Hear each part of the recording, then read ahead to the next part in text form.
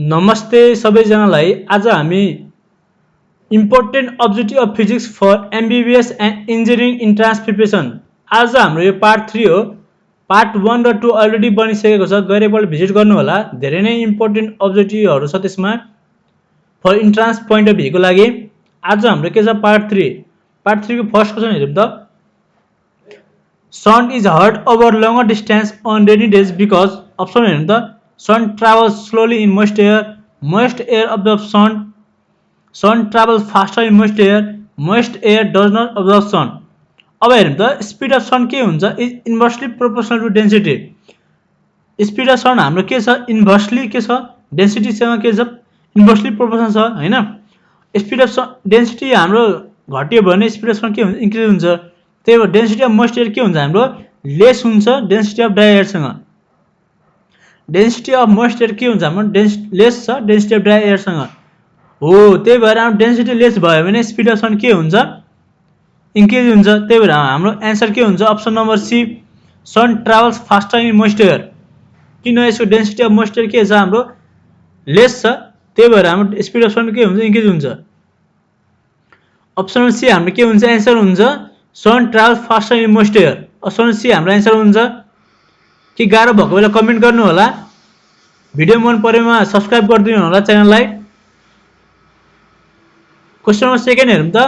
An air bubble in water behaves as a concave lens, concave mirror, convex mirror. यो फिगरबाट हाम्रो बुझौँ त हो हाम्रो क्वेसनले के भनेको छ वाटरमा के छ एयर बबल छ हैन। वाटर के हो डेन्सर, एयर बबल के हो रेयर हैन। अब हेर्नु त कुनै ray of light denser to rare मिडियममा जान्छ भने light bends away from the normal. र त्यही कुरा रेयर टु डेन्सरमा गयो भने light bends towards the normal. Simply यहाँ के भइरहेछ हाम्रो इनिसियल पाथबाट के भइरहेछ यो इनिसियल पाथबाट हाम्रो के भइरहेछ डाइभर्ज भइरहेछ हैन। यही डाइभर्जिङ भन्ने के हो हाम्रो कन्केभ लेन्स हो हैन। अप्सन नम्बर के हुन्छ हाम्रो ए एन्सर हुन्छ। यो फिगर थाहा हुन्छ डाइभर्ज भइरहेछ हैन हाम्रो। त्यही भएर के हुन्छ यसको answer concave or diverging lens हाम्रो एन्सर हुन्छ। कन्केभ लेन्स भन्ने लाइट फैलिरहेछ लाइट यहाँ फिगरबाट के लाइट फैलिरहेछ हैन। यहाँबाट तपाईँ थाहा हुनसक्छ यो एन्सर के हुन्छ हाम्रो concave lens or diverging lens हाम्रो answer option number A. Question number 3 हेर्नु त what is the reason for twinkling of stars. Option हेर्नु त scattering of light by atmosphere, reflection of light by atmosphere, refraction of light by atmosphere, diffraction of light by atmosphere. यो फिगरबाट हाम्रो धेरैजनाले answer थाहा पाइसक्यो होला। हेरौँ त रेयर टु डेन्सर गयो भने लाइट इन्टरप्ट भयो भने यो नर्मल हो हैन। त light bends towards the normal. यो के भन्छ लाइट बेन्ड्स टुवर्ड्स नर्मल। यही कुरा डेन्सर टु रेयर गर्यो भने यो नर्मल भन्दा के छ अवे जान्छ light bends away from the normal. यही भने के हो हाम्रो refraction of light by atmosphere. हाम्रो यहाँ अप्सन नम्बर सी के हुन्छ एन्सर हुन्छ refraction of light by atmosphere. अब हेर्नु त म्याक्सिमम नम्बर एक क्वेसन सोधिरहेको हुन्छ रिफ्र्याक्सन अफ लाइटबाट। क्वेसन हेरौँ त bending of a linear object when it is partially dip in liquid. यो के कारण भएको हुन्छ refraction of light by atmosphere. यसको एन्सर नि के हुन्छ हाम्रो रिफ्र्याक्सन अफ लाइट हुन्छ हैन। ट्विङ्कलिङ अफ स्टार के भएर हुन्छ refraction of light. Oval shape of sun in the morning and evening के भएर हुन्छ refraction of light. A fish appear to be at smaller depth के भएर हुन्छ refraction of light. Appear rays in water के भएर हुन्छ रिफ्र्याक्सन अफ लाइट। यहाँ हेर्नु त हामीले 5वटा क्वेसनहरू बनिरहेको छ। 5वटा क्वेसनहरू नि धेरै इम्पोर्टेन्ट छ। मैले यहाँ राम्ररी लेखिदिएको छु एकपल्ट राम्ररी हेर्ने। 5वटा क्वेसनहरू के भएर हुन्छ रिफ्र्याक्सन अफ लाइट। कुनै न कुनै यो क्वेसनहरू दिएर सोधिरहेको हुन्छ। मैले यहाँ राम्ररी लेखिदिएको छु एकपल्ट राम्ररी हेर्ने के गाह्रो हुन्न होला तपाईँहरूलाई। अप्सन नम्बर के हुन्छ हाम्रो C refraction of light by atmosphere. Video मन परे प्लिज सब्स्क्राइब गरिदिनु होला च्यानललाई। क्वेसन नम्बर 4 हेरौँ त when an strong beam of light is passed through a colloidal solution the light will be option हेर्नु be scattered, passed unchanged, be absorbed, be reflected. अब हेरौँ त हामी सबैलाई थाहा छ light moves in a linear way हैन। Light के हुन्छ light moves in a linear way. अब हेरौँ त यो हाम्रो अब्जेक्ट छ हैन। अब कुनै रे अफ लाइट यो अब्जेक्टमा ठोकियो भने हाम्रो के भइरहेछ, यो स्क्याटर्ड भइरहेछ। यहाँ फिगरबाट हेर्न सकिन्छ कुनै रे अफ लाइट यो अब्जेक्टमा ठोकियो भने के भइरहेछ, स्क्याटर्ड भइरहेछ। त्यही भएर हाम्रो यो अप्सन के हुन्छ, बी स्क्याटर हाम्रो एन्सर हुन्छ, अप्सन नम्बर ए। अब हेरौँ त रिमेम्बरमा हेरौँ त ब्लू कलर स्काई के भएर हुन्छ, स्क्याटरिङ अफ लाइट भएर हुन्छ। ब्लू कलर स्काई सोध्यो भने के भएर हुन्छ, स्क्याटरिङ अफ लाइट।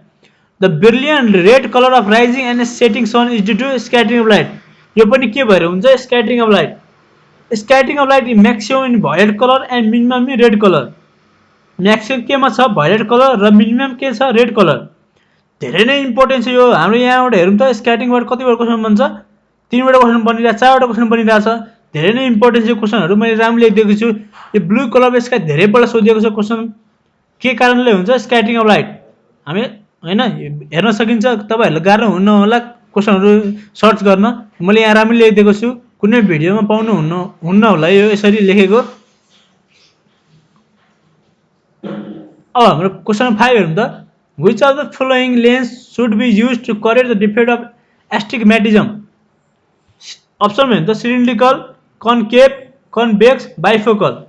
यो एस्टिग्मेटिज्म भने के हो, in which cornea is curve differently which makes object appear blur. अब हेरौँ त नर्मल भिजनमा हाम्रो कर्निया के छ, पुरै सर्कल देखिन्छ, तर एस्टिग्मेटिक आइमा के छ, कर्निया के छ, कर्व डिफरेन्टली भएको छ, ओभल सेपको देखाइरहेछ। यो ओभल सेप या फुटबल सेपको देखाइरहेछ, यो ओभल सेपको देखिन सकिन्छ यो फिगरमा। हेल्दी आइमा हाम्रो के हुन्छ, वन फोकल पोइन्ट मात्र हुन्छ, र एस्टिग्मेटिज्म आइमा के हुन्छ, मल्टिपल फोकल पोइन्ट भएको हुन्छ। It can be corrected the defect of astigmatism के भएर हुन्छ, के कसरी करेक्ट गर्न सकिन्छ, सिलिन्ड्रिकल लेन्स युज गरेर। यो हाम्रो अप्सन ए के हुन्छ, एन्सर हुन्छ सिलिन्ड्रिकल लेन्स। यहाँ फिगरबाट पनि थाहा हुन सक्छ, मैले यहाँ फिगर पनि हालिदिएको छु बुझ्न सजिलो हुन्छ भनेर हैन। हाम्रो एन्सर के हुन्छ, सिलिन्ड्रिकल लेन्स हाम्रो एन्सर हुन्छ। अब हेरौँ त question number 6, the reason for a swimming pool to appear less deep than actual path. Option हेरौँ त इन्टरफेरेन्स, रिफ्लेक्सन, रिफ्र्याक्सन, स्क्याटरिङ। यो फिगरबाट धेरैजनाले एन्सर मिलाइसक्यो होला। फिगर के देखाइरहेछ, हाम्रो रिफ्र्याक्सन अफ लाइट देखाइरहेछ हैन। अप्सन नम्बर के हुन्छ, हाम्रो सी एन्सर हुन्छ। अब हेरौँ त pencil look bend in water due to, pencil हैन वाटरमा हाल्यो भने बेन्ड देखिन्छ, के कारण, रिफ्र्याक्सन अफ लाइट कारण। यो नि हाम्रो क्वेसन बन्न सक्छ, इम्पोर्टेन्ट छ क्वेसन यो, धेरैपल्ट सोधे पनि छ एक्जाममा हैन। यसको एन्सर के हुन्छ, हाम्रो answer number C, question number C, option number C हाम्रो एन्सर हुन्छ, refraction of light. The reason for a swimming pool to appear less deep than actual deep is refraction of light भएर हुन्छ हैन। Option C हाम्रो के हुन्छ, answer हुन्छ। Video मन परे प्लिज सब्सक्राइब गरिदिनु होला च्यानललाई, शेयर नि गरिदिनु होला भिडियोलाई। अब हेरौँ त question number 7, a mirage occurs due to. Option हेरौँ त reflection, total internal reflection by layers of air, interference of light, diffraction of light. यो फिगरबाट धेरैजनाले एन्सर मिलाइसक्यो होला, के कारण भएको हुन्छ। यहाँ हेर्नु त के भएर हुन्छ, for mirage to occur there has to be total internal reflection. हाम्रो एन्सर के हुन्छ, यो option B, total internal reflection.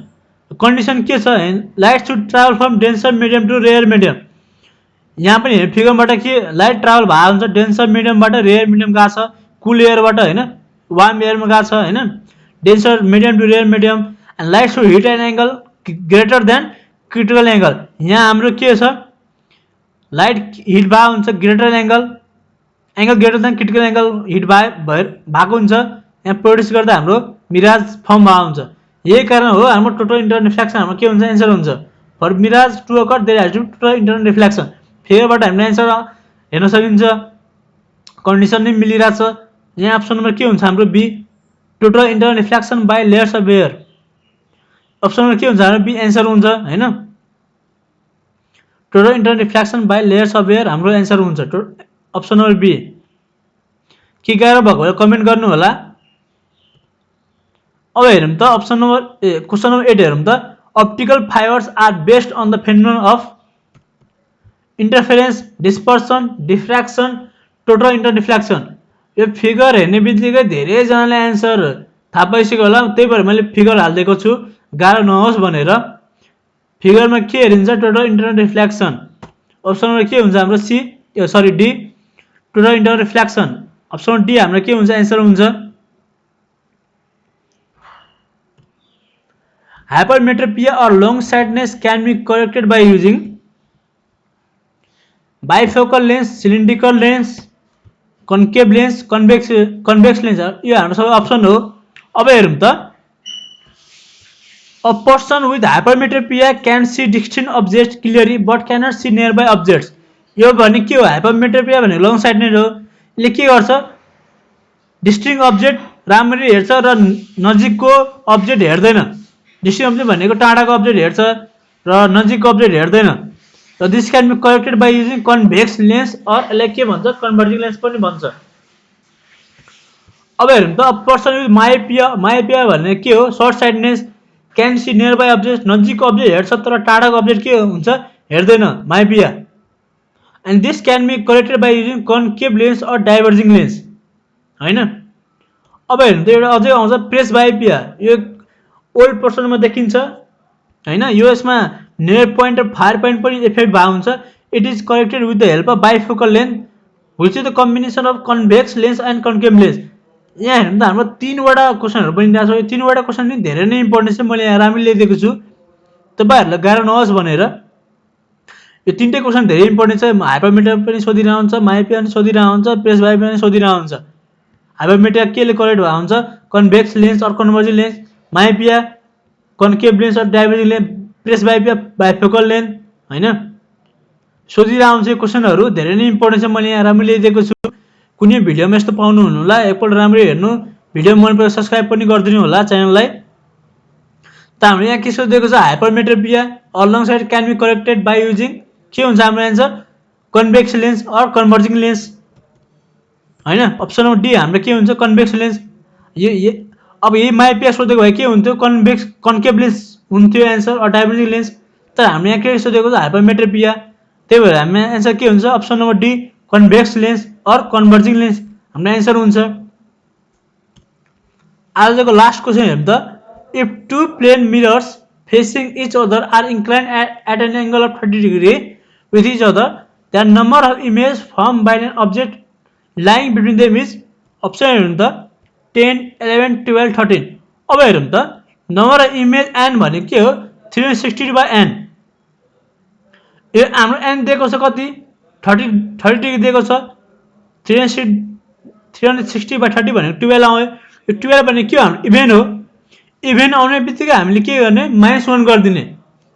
If number of image is even, then total number of image is n-1।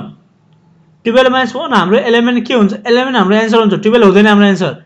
हाम्रो एन्सर के हुन्छ? यहाँ 11 answer हुन्छ हाम्रो, 12 हुँदैन। इभेन आउने बित्तिकै हामीले के गर्ने? -1 गरिदिने। र ओड आउने बित्तिकै हाम्रो एन्सर के हुन्छ? ओड नै हुन्छ। 13 आएको भए हाम्रो एन्सर के हुन्थ्यो? 13 नै हुन्थ्यो। If number of image is odd and then total number of image is n। Odd आएको भए हाम्रो एन्सर के हुन्थ्यो? ओड नै हुन्थ्यो। इभेन आएको बेला के गर्ने? -1 गरिदिने, होइन? यहाँ हाम्रो एन्सर के हुन्छ? बी नम्बर 11, किन 12 आएको छ? 12 भनेको इभेन हो, त्यही भएर मैले -1 गरेँ, होइन? त्यही भएर एन्सर हाम्रो के हुन्छ? बी नम्बर 11 एन्सर हुन्छ हाम्रो। पार्ट 4 कमिङ सुन, चाँडै नै आउनेछ। यो engineering academic app download install गरिदिनु होला। मन परेमा एकपल्ट भिजिट गर्नु होला। यसमा आयु सिलेबस, आयु पास्ट क्वेसन, आयु सोलुसनहरू, होइन, सबै भिडियो लिङ्क पनि छ च्यानलको। र लोकसेवा सिलेबस पनि सबै वेल प्याकेज छ। एकपल्ट भिजिट गर्नु होला। मन परेको बेला इन्स्टल गर्नु होला। र इन्जिनियरिङ एकाडेमी fory.com पनि भिजिट गर्नु होला। र यो Facebook page engineering academic like and follow गरिदिनु होला। यो बोथ इन्जिनियरिङ र मेडिकल स्टुडेन्टलाई धेरै नै इम्पोर्टेन्ट छ। च्यानललाई प्लिज सब्सक्राइब गरिदिनु होला। भिडियोहरू मैले राम्ररी हालिदिएको छु, होइन? च्यानललाई सब्सक्राइब गरिदिनु होला। आजको लागि यति नै। Thank you.